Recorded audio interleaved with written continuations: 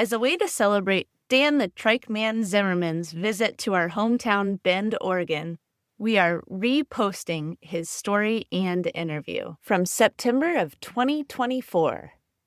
If you are in the area, join me and Spokes Fighting Strokes founder Dan Zimmerman for an adaptive trike clinic and meetup open to all abilities. Dan travels the country with 22 adaptive trikes, inviting people to experience what jump-started his recovery, freedom, and confidence. Dan's message? Focus on your abilities, not your disabilities. So if you are in Bend, Oregon the first week of June, come ride, connect, and celebrate what's possible. The Adaptive Cycling Clinic will be June 2nd from 10 a.m. to noon, and the Adaptive Cycling Meetup will be June 3rd, 10 a.m. to noon. Both events will be at Pine Nursery Park in Bend, Oregon. We hope to see you there. Dan met with Beyond Stillness over the course of 7 weeks to articulate and publicly share this story of wisdom, purpose, connection, and hope. To learn more about our programs and services, or to sponsor a guest on their story crafting journey, please visit www.beyondstillness.org. This week on Beyond Stillness, Stories After Stroke, we welcome guest Dan The-Trike-Man Zimmerman, who suffered a series of strokes due to Hereditary Hemorrhagic Telangiectasia, HHT. About 4 years after his last stroke, Dan woke in the middle of the night and vowed to get his life back on track, and that he did.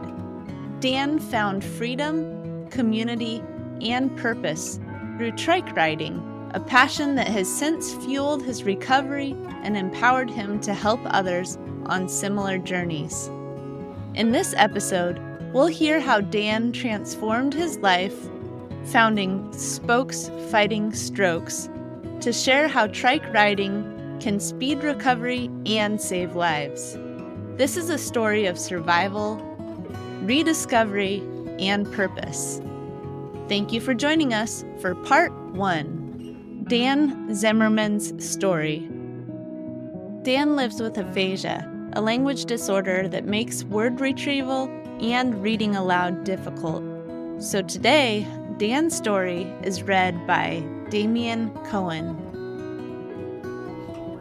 Beyond Stillness, Stories After Stroke is made possible by our guests and tax-deductible donations from friends and listeners like you. Join us in empowering stroke survivors with stories of wisdom, purpose, connection, and hope at www.beyondstillness.org. Hello and welcome to Beyond Stillness, Stories After Stroke. Stroke offers a powerful, life-changing shift in perspective. Each colorful memory creates a parable for life's greater teachings, a compass for journeys ahead, and inspired wisdom for unique growth. Beyond Stillness offers a moment of pause for storytelling and reflection. Ultimately, Beyond Stillness is a welcoming environment that reveres the moment beyond stroke's paralysis. Still moments unite humanity and divinity. I'm your host, Molly Bucola. Before we begin, we take a moment of pause, a moment to honor ways wisdom, purpose, connection, and hope have arisen in our own lives, in our own recoveries, in our own hearts.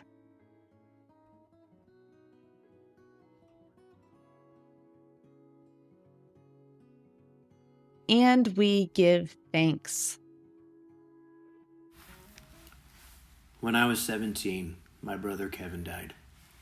He was only 19. We went to the hospital after a grand mal seizure.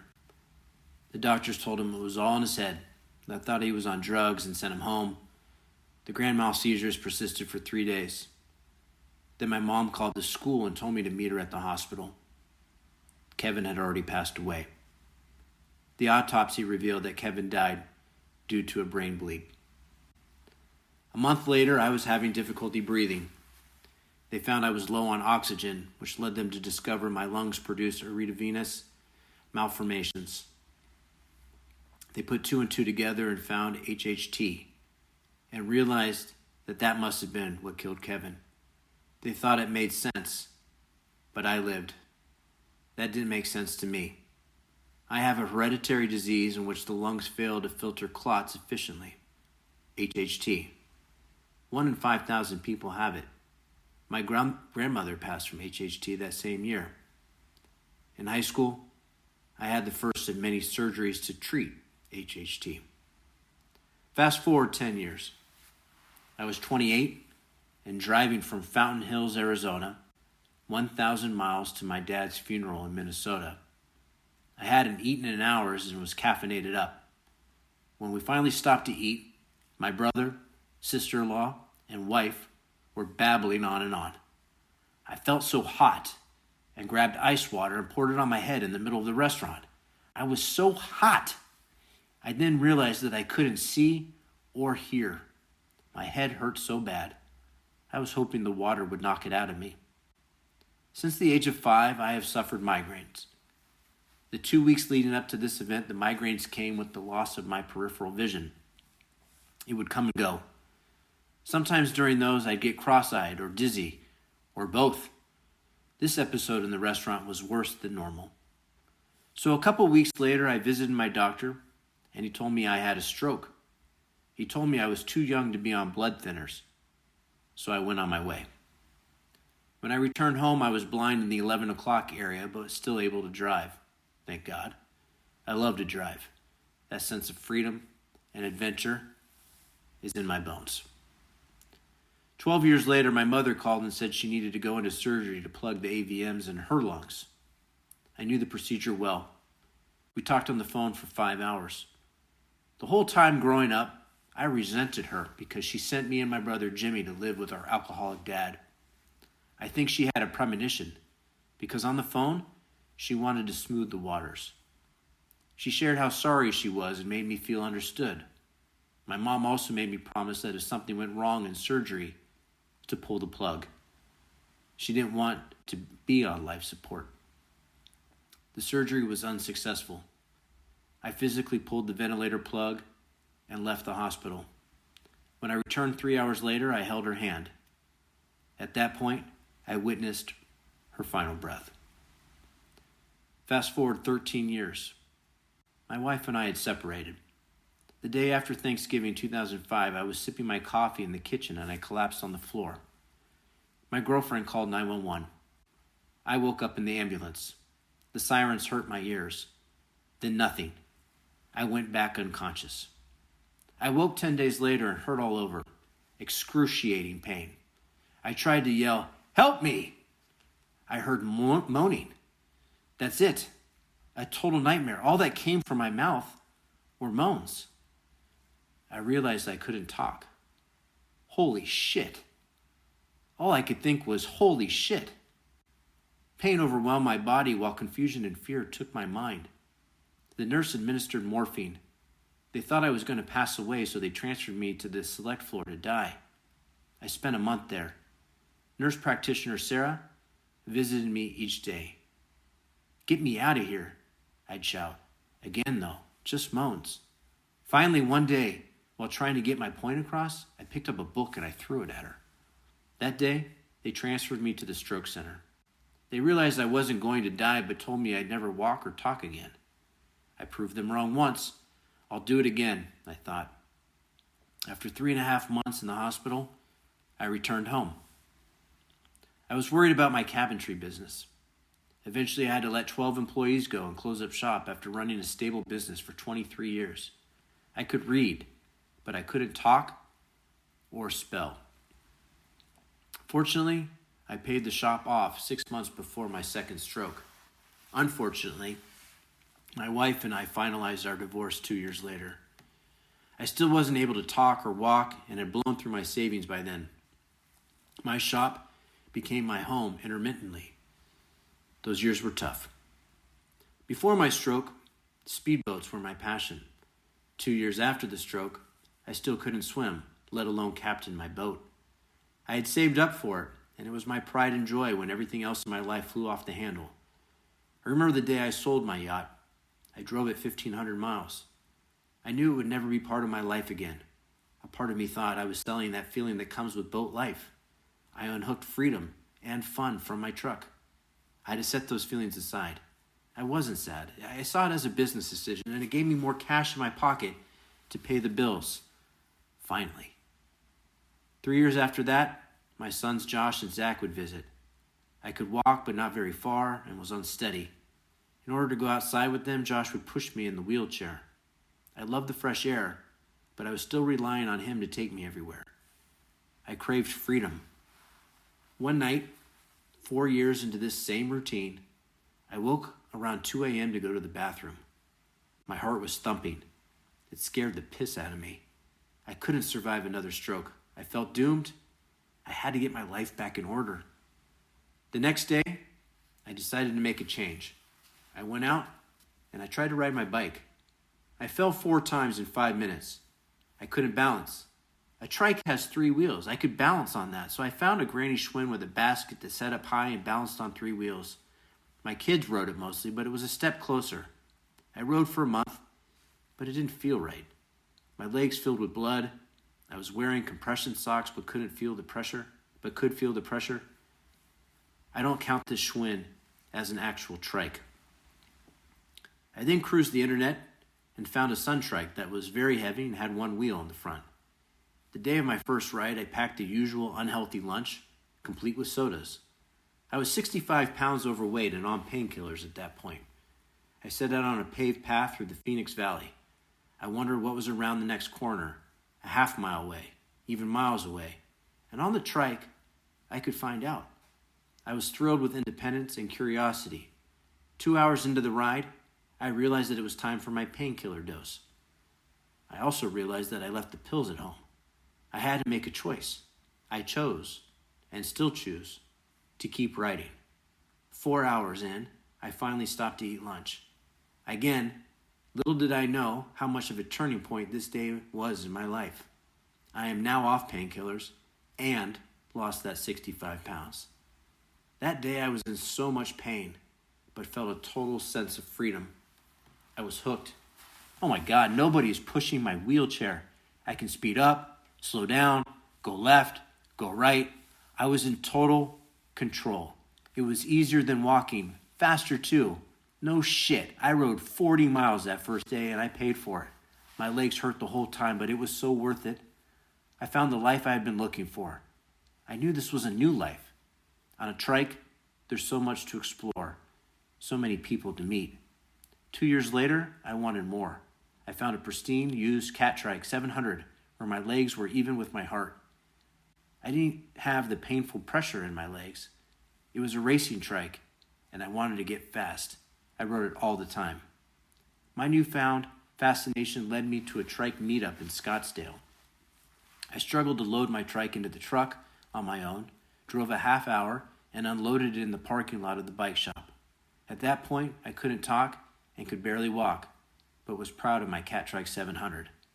I was so nervous when I showed up. The leader, Alex, could read me well. He knew I didn't want help, but in the perfect way, he also took me under his wing. I felt so at home. Alex and the others cared. I still want to be like Alex. 5 days a week I rode with Alex. We'd ride 20, 30, 40 miles each day. He taught me about gears and tire pressure and signals and worked with me on speed. I was very slow and overweight and so new to triking. I had just spent 2 years alone. Alex taught me everything about triking, connecting with others. I now got to share this sense of freedom with a friend. I loved life again. Fantastic. I started dropping weight, and 18 months later, I started to talk. The physical activity pumped blood to my brain, oxygenated my whole body. That helped solve almost everything.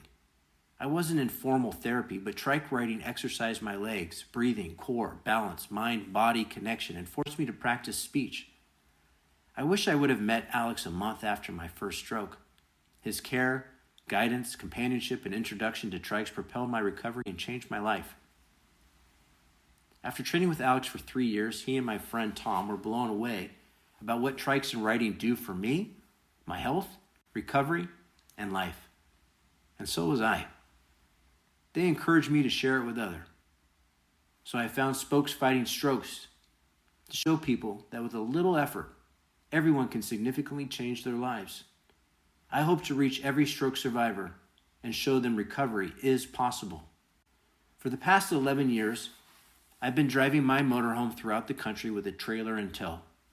I get to combine my love of driving, new experiences, and trike riding with two causes that have altered my life. My whole life is devoted to raising awareness of HHT and strokes in general, while also sharing my passion for trikes and their key role in my recovery and the role it can play in those living with effects of stroke, Parkinson's, traumatic brain injuries, along with many other health circumstances that limit mobility. I coordinate with recovery centers throughout the country. When I roll into town, they host an event where I get to share my passion for trikes. I unload 19 different adaptive trikes from my trailer for people to test ride. More often than not, people get hooked. They, like me, find a sense of freedom and mobility that they haven't experienced in a long time, maybe ever. There's a facial expression we've coined as the trike grin. People grin from ear to ear when they ride. It's life-changing. Really, that first ride, the sense of freedom and newfound ability, is life-changing. And it just keeps getting better. Consistent rides over time progress recovery for many. The blood flow, blood pumps to the brain and oxygenates the body. It's a form of therapy, exercising range of motion, dexterity, movement. It strengthens the core and helps balance. There's a forced mind connection. There's usually a social element too. Like I said, I have 19 different types of adaptive trikes. There's got to be one out there for almost anyone. All in all, looking back on my life, I've been through a lot. Through the ringer for sure. And sometimes you have to hit rock bottom before climbing to the top. That night I woke with my heart pumping. I knew I had to make a change. My first step was looking for a way forward. I tried to ride a bike. I fell. I bought a granny trike with a basket and all, which led to my first adaptive trike, which led me to a nerve-wracking meetup, which led me to Alex, which led me, well, to you listening today. I wanted to be and still want to be like Alex. And here I am. My hope is that when I interact with people, I too will offer them care, guidance, companionship, while also introducing them to a trike that will propel their recovery and change their lives. As we close today, we take a moment of pause, recalling the moments in Dan's story that were moments of wisdom, purpose, connection, and hope.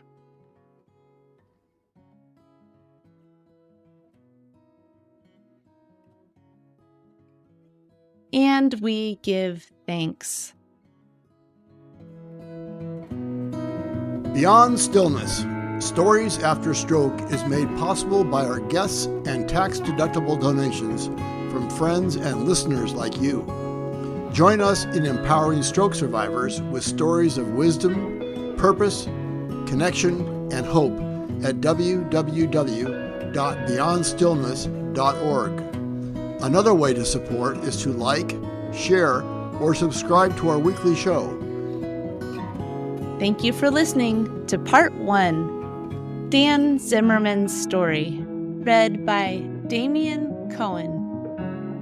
Stick with us for Part 2, Dan Zimmerman's interview.